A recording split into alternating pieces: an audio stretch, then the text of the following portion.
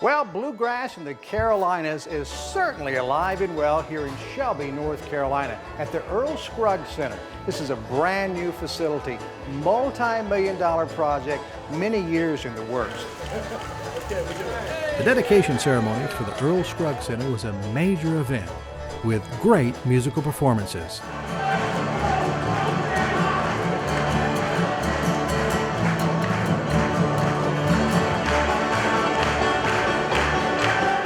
JT, the Earl Scruggs Center has to be an exciting project for you to be involved with. First of all, I guess your name? Well, yes. When I was asked, and it was not my idea to do this at all, when I was asked to be a part of the project, I was thrilled to become a part of it because Earl meant a lot to me and he meant a lot to the whole family.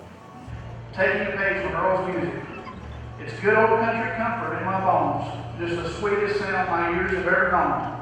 Just an old-fashioned feeling fully grown. Country comforts in a truck that's going home. On behalf of the nearly 100,000 residents of Cleveland County, welcome home, Earl. Earl's sons, Gary and Randy, along with Sam Bush and Travis Tritt, were warmly acknowledged. I just want to say, your dad, I know this is tough for you right now. I can't imagine. You're proud, and I also know it's tough. But I'm so proud of the entire family. I'm proud of the city of Shelby leaders. I'm proud of Cleveland County, and I'm proud of everyone in North Carolina who made this happen. I can't think of my father without thinking of my mother. And they both were fully behind this Earl Scruggs Center from the beginning. And I'm sure they would be happy with the results. I came here expecting to see good things, and what I saw was much better than I even imagined. This building sat empty for 2 years. So a bunch of us are riding around saying, this is beautiful, this building needs to live, what can we do? And then we had a task force of volunteers who came together in 2006. And as we did our research, we found out we're the only people in the world that had Don Gibson and Earl Scruggs. I could give a speech about Browning. And if there was anyone who could contribute anything to this process, to this facility, she asked not once, not twice, but every time she was in eyesight, she asked. Randy, you have to be excited about so many people coming up to celebrate your dad. It's a very emotional thing for me. I mean, his journey is just completely incredible. You know, he was born here and He loved the Carolinas. Loved it, yeah. And he loved picking and all that. That was his focus, playing and performing and creating. Was bluegrass part of your childhood? How could it not be? Right. There's something just so special and sweet about it. Yeah, it speaks to us, doesn't it? It does. Right. It speaks to our soul. Yeah. Why does Earl's banjo so speak to our soul? It's all in how he played it. The old-time method of playing, known as clawhammer, is a rhythmic strumming style. Later came the two-finger plucking style. Earl Scruggs perfected and popularized the three-finger picking technique, now known worldwide as the Scruggs style.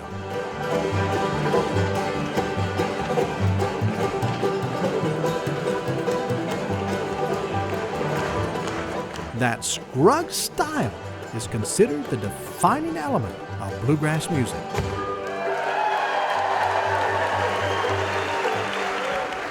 I think everybody knows Earl was an innovator.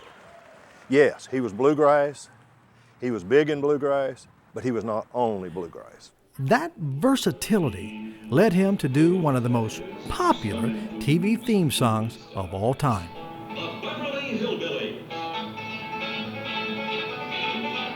When the Review was around in the 70s, they were #2 draw on college campuses behind Elton John.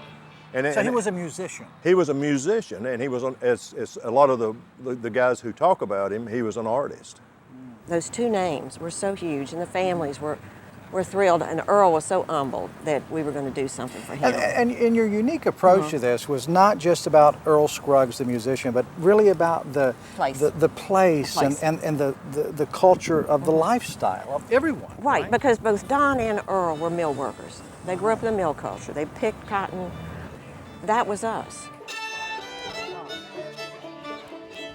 With years of experience working with the Smithsonian, Sissy Anklem helped design the Earl Scruggs Center. You know, one of our first concepts about the whole project was that idea of picking. And that's why our big interactive table in there is a picking party. Look at this. They're all here, Pat. Watch my three-finger style. Did y'all see that? Wait a minute, do that picking again. Look how you did that. He's actually playing something. Well, I'm pretending. He's good. That is so cool. Hey, I'm playing with one of the Scruggs here, man. That ain't bad. How many times do you get to do that? That's right. If he was here walking around with you now, what would he be saying? I think he'd be very proud. I think he'd be talking about my mom and the impact that she had in his career and as manager, and that a lot of this was due to them as a couple. It's strange. It brings back old memories for the It kids. does, doesn't it? So, bluegrass here in the Carolinas, here at the Scruggs Center. I mean, this means something to you, doesn't it, Governor? This is North Carolina. This is our culture, this is our history, and it's our future. And to have Shelby and Cleveland County unite together to make this happen, I think this is going to have a big economic development impact for so well travel and done, tourism. too. This is incredible. I mean, I'm just blown away. And the music, with the real musicians being here, just blew me away. So the night of the opening, there was a performance at the Shelby High School. It was a tribute, and Jim Mills sat in and played the banjo. What was that moment like for you? Jim is an excellent banjo player. I mean, it brought back a lot of fun times and a lot of good times.